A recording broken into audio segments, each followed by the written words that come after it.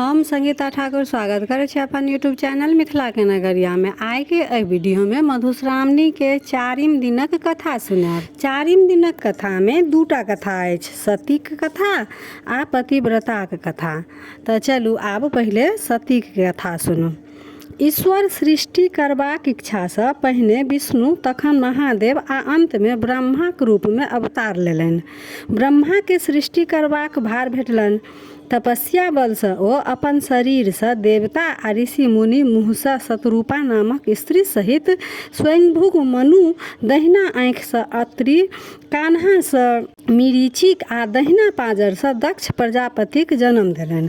आब ब्रह्माक संतानो सब सृष्टि करे लगला। मरीचिक बेटा कश्यप भेला आ अत्रिक पुत्र चंद्रमा।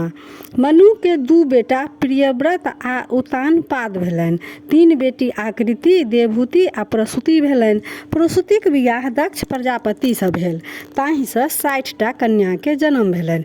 ओहि में 8 कन्या के विवाह धर्म से, 11 के रुद्र से, 13 के कश्यप से आ 27 टा के चंद्रमा आ 1 गोट सती नामक कन्या के विवाह महादेव से भेलनि।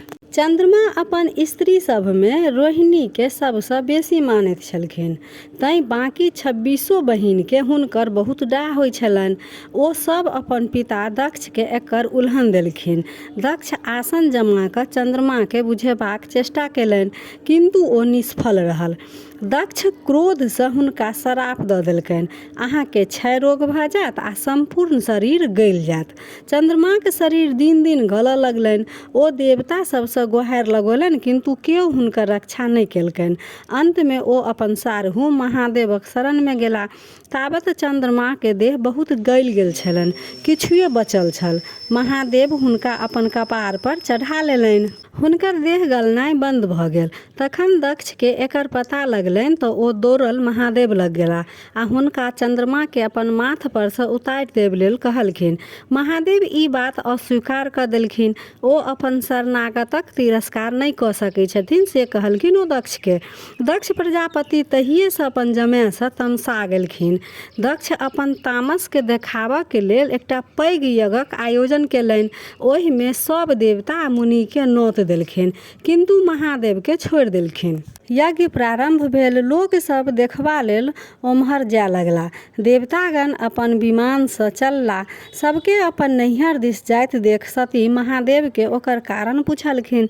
सती जखन बुझलनि जे हुनके नैहर में अतेक पैघ यज्ञ भऽ रहल अछि तऽ ओ महादेवक से बिना नोते ओतऽ जाय लेल जिद ठानि देलखिन। अंत में महादेव हुनका अपन सेवक वीरभद्रक संग नैहर पठा देलखिन। सती जखन अपन पिताक यज्ञ स्थल में पहुँचली तऽ केओ हुनका बैसैयो तक लेल नहि कहलकनि। सब हिनका दिस ताकि ताकि कऽ कनफुसकी करऽ लागल। अंत में जखन सती सब देखैत देखैत आ महादेवक निंदा सुनैत सुनैत असहाय भऽ गेलनि, तखन ओ सती धधकैत यज्ञ कुंड में कूदि आत्मदाह कऽ लेलनि। हुनकर संग वीरभद्र ओतऽ भारी उत्पात मचाबऽ लागल। दक्षक गर्दन काटि लेलक, यज्ञ मंडल के तहस नहस कऽ देलक। देवता आ मुनिगण के मारि भगौलक। महादेव के जखन ई पता लागल तऽ ओहो ओतऽ पहुँच गेला। हुनका क्रोध में देख देवता सब कल जोड़ क्षमा प्रार्थी भेला। ओ सब कहलखिन जे अहाँ के अपमानित करबाक दंड दक्ष पाबि गेला। आब यदि यज्ञ संपन्न नहि हैत तऽ संसारक अनिष्ट भऽ जायत आ बिना यजमानक जीने यज्ञ कोना हैत। तै हेतु आब कहुना हुनका जियाउ।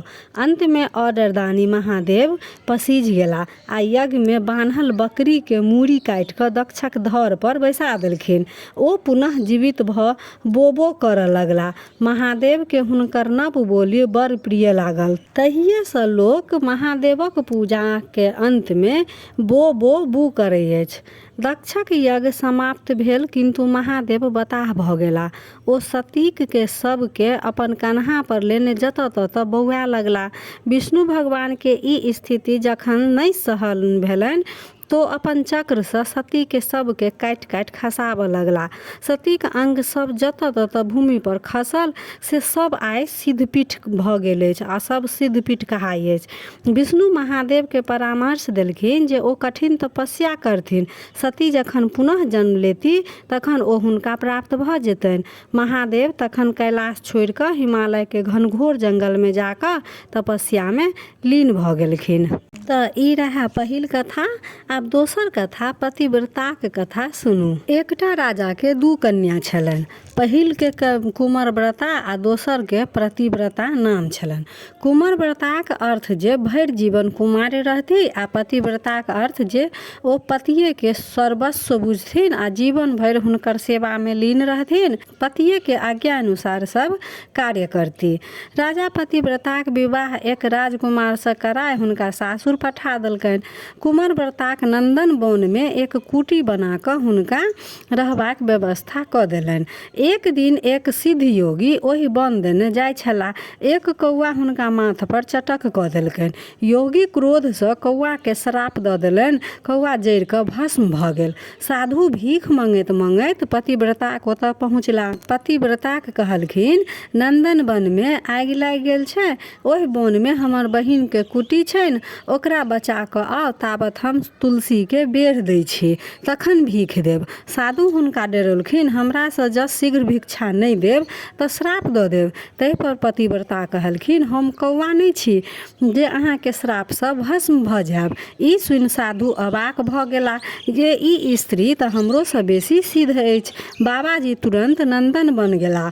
ओतऽ ओ देखलखिन जे समस्त वन में आग लागल छै, खाली कुमरव्रताक कुटी पतिव्रताक प्रभुत्व से बाँचल छै।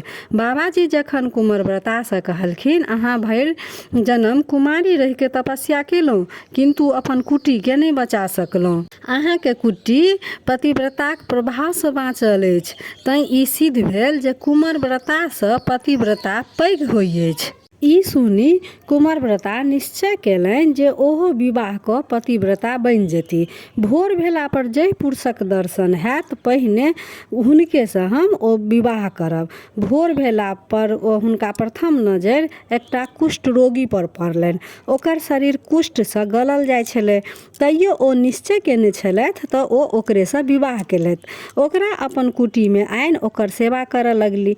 दिन राति स्वामी के सेवा करथिन किंतु स्वामी के रोग बढ़ले जाइ छलनि। अंत में एक दिन हुनकर पति कहि देलकनि जे आब हम बेसी दिन नहीं जियब, तैं से हमरा तीर्थ करा दिअ। ओ अपन पति के ढाकी में लऽ माथ पर उठा विदा भेली। रास्ता में एकटा ऋषि सूली पर लटकल तपस्या करै छलाह। पतिव्रता जखन अपन माथ पर से ढाकी उतारऽ लगलखिन तऽ ऋषि के डाँड़ में चोट लागि गेलनि। हुनका समस्त शरीर कनकनाय लगलनि। ऋषि हुनका श्राप दऽ देलखिन, जाहि स्वामी लेल ऋषि के अतेक कष्ट पहुँचौला से स्वामी सूर्योदय से पहले मरि जेथुन।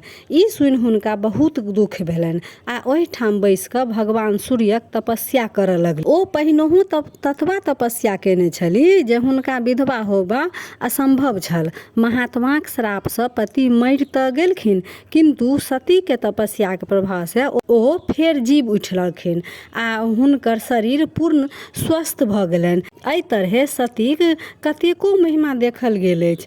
तैं हेतु सीता, सती, सावित्री, अनुसुईया, बिहुला आदिक गुणगान अखनियो धरि होइ छै। यदि कोनो स्त्री मौन से अपन पति के सेवा करै छथि तऽ हुनका कोनो प्रकारक क्लेश नहीं होइ छनि। ओ सती, सीता, सावित्री जकाँ अमर बनि जाइ छथि। तऽ ई रहा पतिव्रताक कथा। एहि वीडियो में हम चारिम दिन के दुनू कथा दऽ देलहुँ। आब पाँचम दिनक कथा फेर हम अगला वीडियो